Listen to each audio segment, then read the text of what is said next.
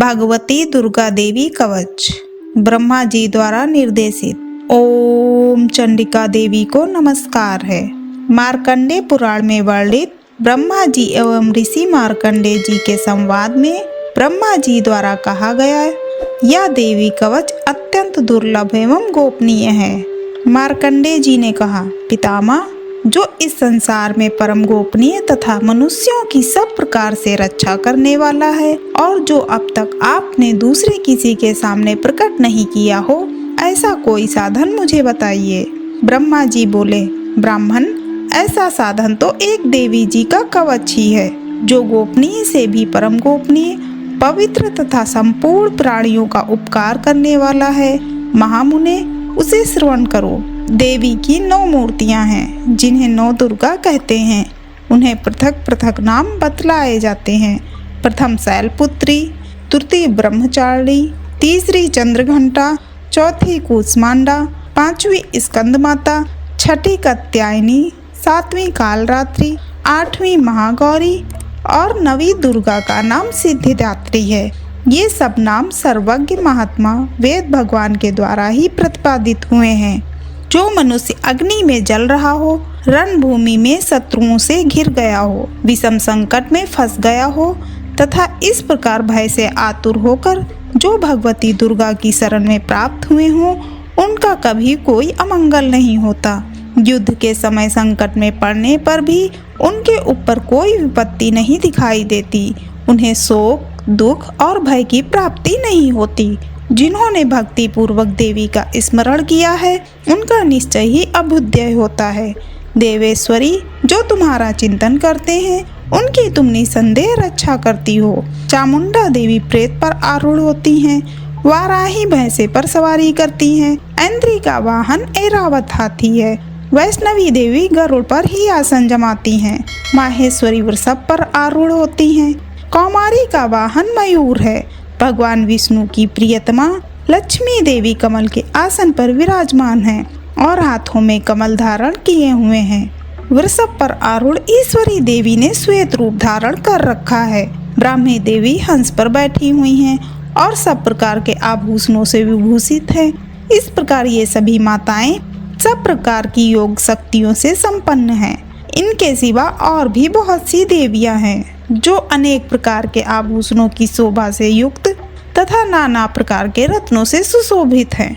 ये संपूर्ण देवियां क्रोध में भरी हुई हैं और भक्तों की रक्षा के लिए रथ पर बैठी दिखाई देती हैं। ये शंख, चक्र, गदा, शक्ति, हल और मूसल, खेटक और तोमर, परशु तथा पास, कुंत और त्रिशूल एवं उत्तम सारंग धनुष आदि अस्त्र शस्त्र अपने हाथों में धारण करती हैं। दैत्यों के शरीर का नाश करना, भक्तों को अभय दान देना और देवताओं का कल्याण करना, यही उनके शस्त्र धारण करने का उद्देश्य है। कवच आरंभ करने के पहले इस प्रकार प्रार्थना करनी चाहिए। महान रौद्र रूप, अत्यंत घोर पराक्रम, महान बल और महान उत्साह वाली देवी, तुम महान भय का नाश करने वाली हो। तुम्हें नमस्कार है। तुम्हारी ओर देखना भी कठिन है। शत्रुओं का भय बढ़ाने वाली जगदम्बिके, मेरी रक्षा करो। पूर्व दिशा में ऐन्द्री, इंद्र शक्ति मेरी रक्षा करें। अग्निकोण में अग्नि शक्ति, दक्षिण दिशा में वाराही तथा नैत्रत्य कोण में खड़ंगधारिणी मेरी रक्षा करें। पश्चिम दिशा में वारूणी और वायव्य कोण में मृग पर सवारी करने वाली देवी मेरी रक्षा करें। उत्तर दिशा में कौमारी और ईशान कोण में शूलधारिणी देवी रक्षा करें। ब्राह्मणी, तुम ऊपर की ओर से मेरी रक्षा करो और वैष्णवी देवी नीचे की ओर से मेरी रक्षा करें। इस प्रकार 100 को अपना वाहन बनाने वाली चामुंडा देवी 10 दिशाओं से मेरी रक्षा करें। जया आगे से और विजया पीछे की ओर से मेरी रक्षा करें। वाम भाग में अजिता और दक्षिण भाग में अपराजिता रक्षा करें। उद्योतनी शिखा की रक्षा करें। उमा मेरे मस्तक पर विराजमान होकर रक्षा करें। ललाट में मालाधारी रक्षा करें और यशस्विनी देवी मेरी भौहों का संरक्षण करें। भौहों के मध्य भाग में त्रिनेत्रा और नथनों की यमघंटा देवी रक्षा करें। दोनों नेत्रों के मध्य भाग में शंखिनी और कानों में द्वारवासिनी रक्षा करें। कालिका देवी कपोलों की तथा भगवती शंकरी कानों के मूल भाग की रक्षा करें। नासिका में सुगंधा और ऊपर के ओंठ में चर्चिका देवी रक्षा करें। नीचे के ओठ में अमृत कला तथा जिह्वा में सरस्वती देवी रक्षा करें। कौमारी दांतों की और चंडिका कंठ प्रदेश की रक्षा करें। चित्रघंटा गले की घाटी की और महामाया तालु में रहकर रक्षा करें। कामाक्षी ठोड़ी की और सर्वमंगला मेरी बाड़ी की रक्षा करें। भद्रकाली ग्रीवा में और धनुर्धरी पृष्ठवंश में रहकर रक्षा करें। कंठ के बाहरी भाग में नीलग्रीवा और कंठ की नली में नलकूबरी रक्षा करें। दोनों कंधों में खड़ंगनी और मेरी दोनों भुजाओं की वज्रधारणी रक्षा करें। दोनों हाथों में दंडनी और अंगुलियों में अंबिका रक्षा करें। शूलेश्वरी नखों की रक्षा करें। कुलेश्वरी कुछ में रहकर रक्षा करें। महादेवी दोनों स्तनों की और शोक विनाशिनी देवी मन की रक्षा करें। ललिता देवी हृदय में और शूल धारणी उदर में रहकर रक्षा करें। नाभि में कामिनी और गुह भाग की गुहेश्वरी रक्षा करें। पूतना और कामिका लिंग की और महिषवाहिनी गुदा की रक्षा करें। भगवती कट भाग में और विंध्यवासिनी घुटनों की रक्षा करें। संपूर्ण कामनाओं को देने वाली महाबला देवी दोनों पिंडलियों की रक्षा करें।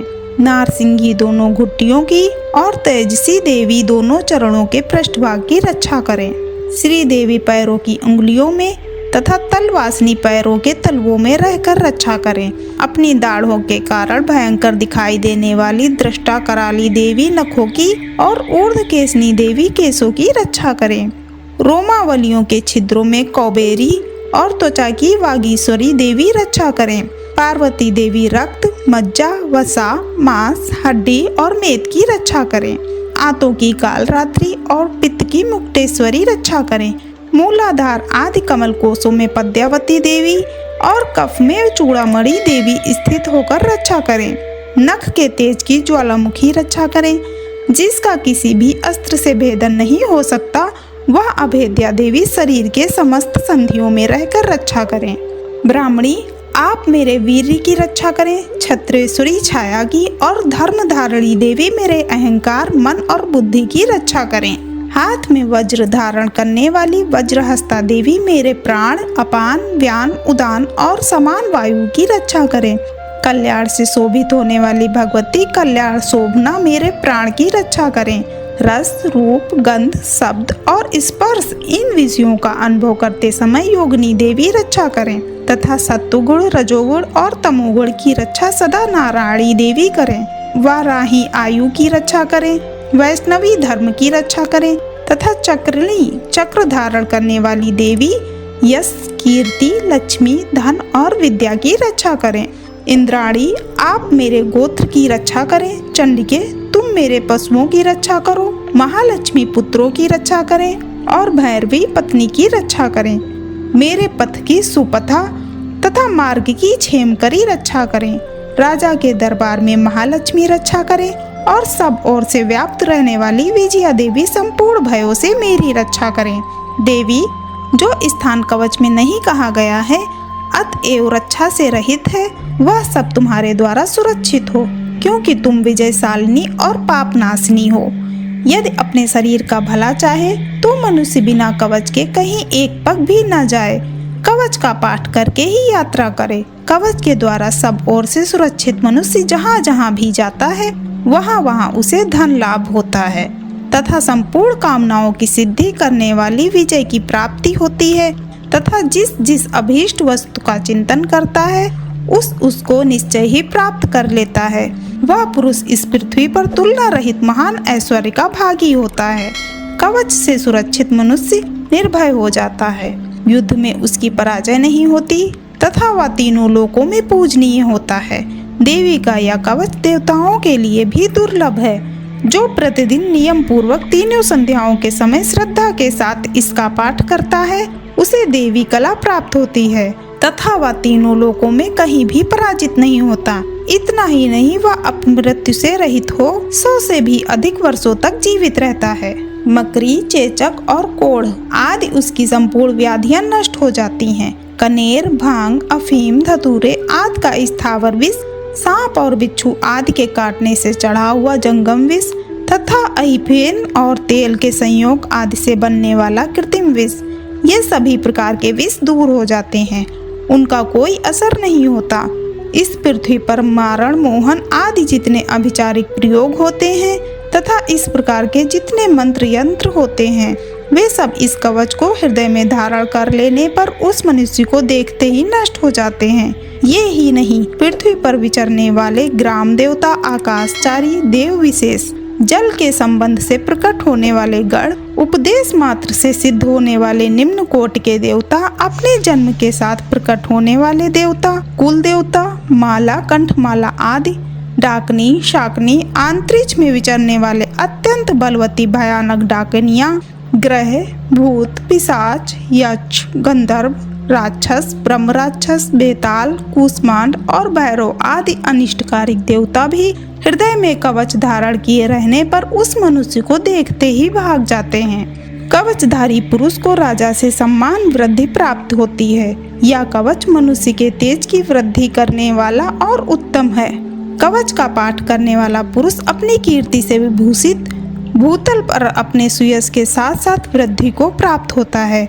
जो पहले कवच का पाठ करके उसके बाद सप्तशती चंडी का पाठ करता है, उसकी जब तक वन, पर्वत और कानूनों सहित यह पृथ्वी टिकी रहती है, तब तक यहाँ पुत्र, पौत्र आदि संतान परंपरा बनी रहती है।